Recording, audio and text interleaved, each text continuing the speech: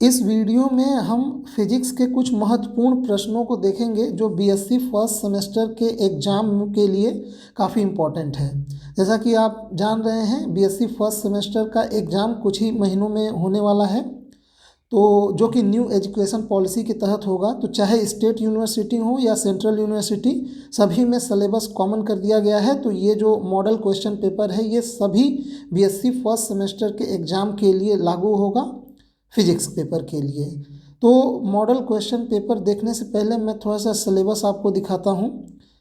आपके बीएससी का syllabus 2 part में बनाया गया है फर्स्ट सेमेस्टर का।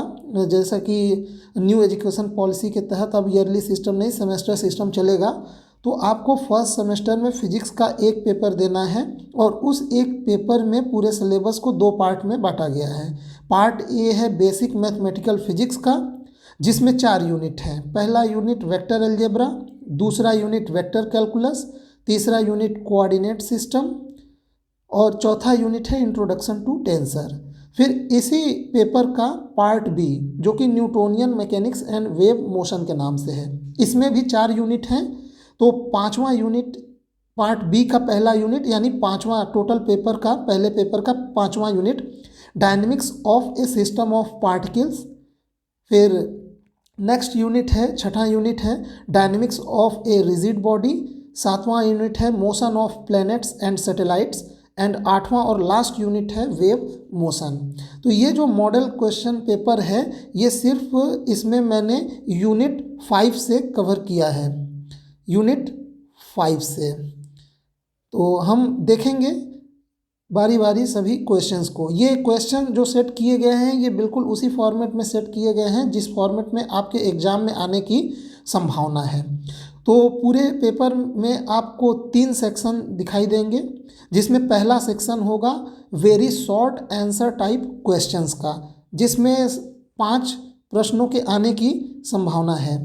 तो हम देखते हैं जो मॉडल क्वेश्चन है। पहला क्वेश्चन है, what do you mean by inertial and non inertial frame, explain with example.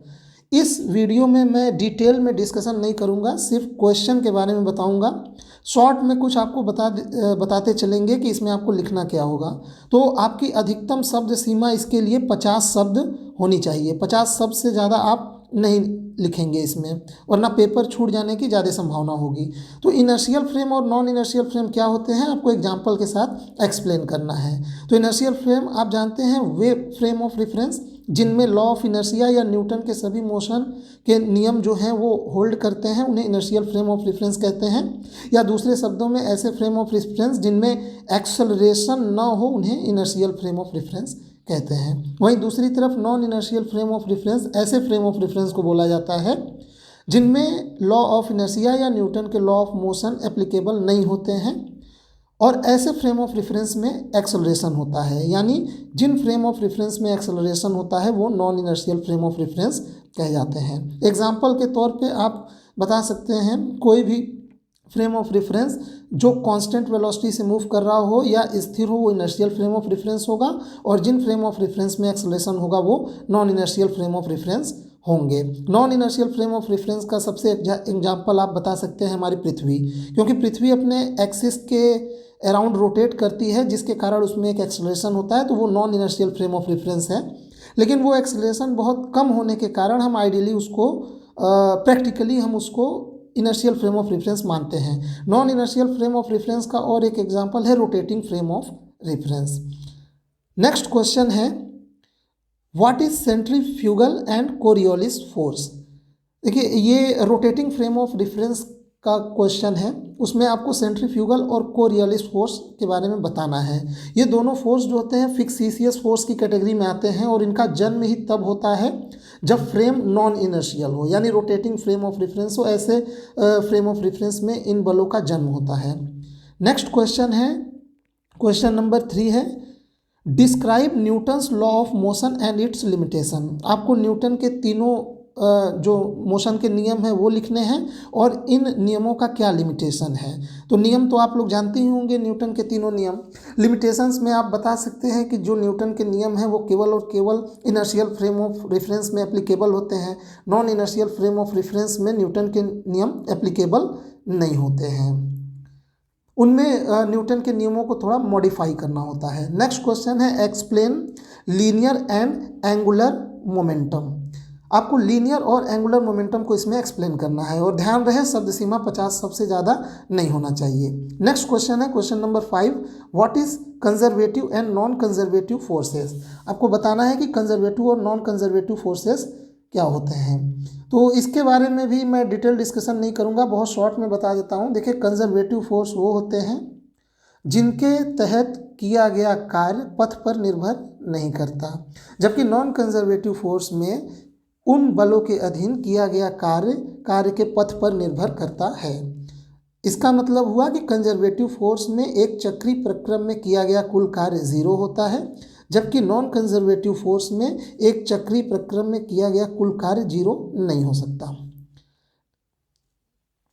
Next part पे आते हैं, सेक्शन बी। सेक्शन बी जो है वो शॉर्ट आंसर टाइप क्वेश्चंस होंगे जिनकी अधिकतम शब्द सीमा 100 शब्द होगी। तो इसमें क्वेश्चन नंबर 6 है, define centre of mass, discuss the motion of centre of mass and show that in the absence of external forces the centre of mass moves with constant velocity. फिर नेक्स्ट क्वेश्चन है, state and proof the law of conservation of energy या फिर work energy theorem. Next question है, state and proof the law of conservation of linear momentum. ये काफ़ी simple question है, आपको linear momentum के बारे में बताना है और law of conservation of linear momentum proof करना है। फिर नेक्स्ट क्वेश्चन है question number 9, show that conservation of linear momentum is equivalent to Newton's third law. आपको ये प्रूफ करना है कि जो कंजर्वेशन ऑफ लीनियर मोमेंटम है वो न्यूटन के तीसरे नियम के समतुल्य है। नेक्स्ट क्वेश्चन है, इसी क्वेश्चन को एक और तरीके से कभी कभी पूछ लिया जाता है एग्जाम में, तो मैंने और में करके इसी के अंतर्गत इस क्वेश्चन को शामिल कर दिया है, obtain Newton's third law from the law of conservation of momentum. आपको law of conservation of momentum से न्यूटन का तीसरा नियम प्राप्त करना है। नेक्स्ट है question number 10, what is elastic and inelastic collision. देखिए, वैसे तो इलास्टिक और इन इलास्टिक कोलिजन या पूरा का पूरा जो कोलिजन का चैप्टर है वो डायरेक्ट कहीं सिलेबस में नहीं लिखा है, लेकिन dynamics of system of particles के तहत पार्टिकल का कोलिजन दिया जाता है, तो उसमें आपको बहुत ही शॉर्ट में इलास्टिक और इन इलास्टिक कोलिजन को एक्सप्लेन करना है। तो मैं बहुत शॉर्ट में ही आपको बता देता हूँ। देखिए, इलास्टिक कोलिजन क्या होता है, पहले मैं बता दूँ कि कोलिजन क्या होता है। देखिए, कोलिजन जब दो या दो से ज़्यादा पार्टिकल बहुत ही स्ट्रांगली आपस में इंटरेक्ट करते हैं तो उस फिनोमेना को कोलिजन कहते हैं। अगर इस इंटरेक्शन के दौरान, कोलिजन के दौरान उसका लीनियर मोमेंटम और सिस्टम का इनिशियल और फाइनल काइनेटिक एनर्जी दोनों कंजर्व रहता है, तो ऐसे कोलिजन को इलास्टिक कोलिजन कहते हैं। जबकि इन इलास्टिक कोलिजन में लीनियर मोमेंटम तो कंजर्व रहता है, लेकिन कोलिजन से पहले और कोलिजन की बाद की काइनेटिक एनर्जी कंजर्व नहीं होती, तो ऐसे कोलिजन को इन इलास्टिक कोलिजन कहते हैं। नेक्स्ट जो सेगमेंट है वो सेक्शन सी है, लॉन्ग आंसर टाइप क्वेश्चंस का सेगमेंट है। इसमें मैंने 2 क्वेश्चन शामिल किया है, ये इनकी शब्द सीमा अधिकतम 300 शब्द होगी।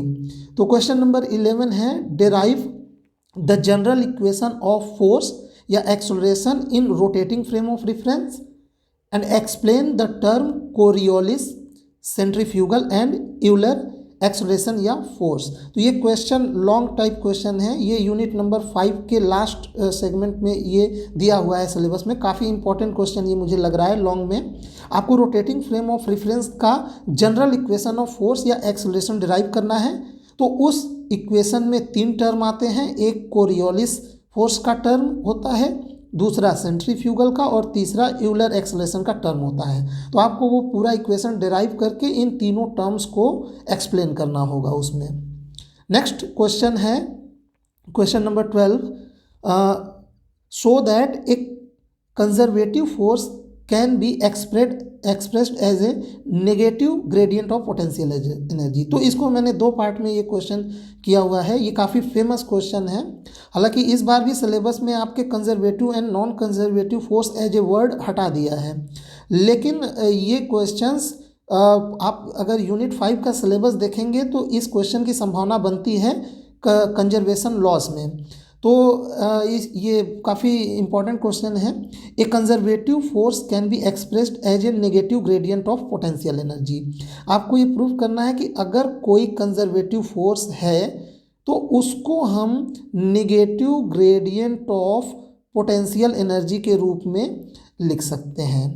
ये आपको प्रूव करना है। और इसी क्वेश्चन का अगला पार्ट है so that the curl of A conservative force is zero.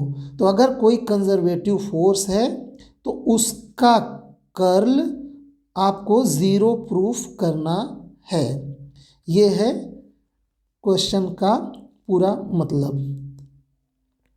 तो इस प्रकार से कुल इसमें 12 क्वेश्चन हैं और सभी क्वेश्चंस जो हैं वो यूनिट 5 से लिए गए हैं। बाकी सभी यूनिट के भी मॉडल क्वेश्चन सेट मैं आपको बहुत ही जल्दी जारी कर दूंगा।